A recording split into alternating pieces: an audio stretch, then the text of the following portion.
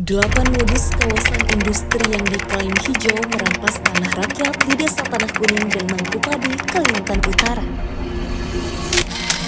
Demi mewujudkan ambisi pemerintah dan oligarki ekonomi untuk mendirikan mega proyek yang diklaim industri hijau, mereka merampas tanah rakyat dengan cara lancung di Desa Tanah Kuning dan Mangkupadi, Kabupaten Bulungan, Provinsi Kalimantan Utara.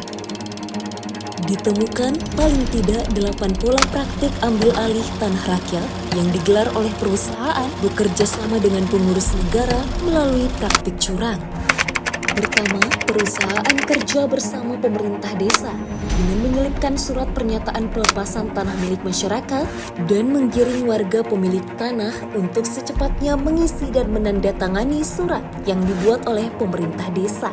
Meskipun surat itu disebut diisi secara sukarela, namun praktiknya surat itu bernada memaksa. Ini jelas melanggar ketentuan hukum dan melukai hak-hak dasar kepemilikan masyarakat tempat untuk menunjukkan sikap setuju atau menyatakan pendapat menolak melepaskan tanah. Kedua, dengan entengnya perusahaan menetapkan harga tanah secara sewenang-wenang tanpa melibatkan warga. Mereka menetapkan sepihak nilai tanah berdasarkan posisi, tanam tumbuh, dan bangunan yang ada di atasnya. Otoritas pemerintah menetapkan harga tanpa menyebut dasar hukum. Hak-hak rakyat dikebiri dalam penentuan nilai dan harga tanah serta hak untuk menyatakan tidak menjual tanah milik.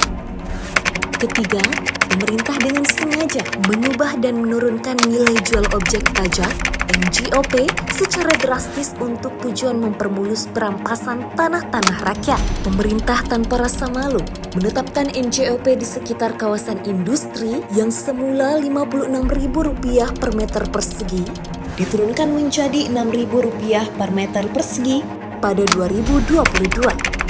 Keempat, PT BCAP mengukur bangunan rumah dan tanah warga seperti miliknya sendiri. Mereka menyodorkan berita acara tanpa penjelasan utuh bahwa pengukuran bukanlah otomatis persetujuan.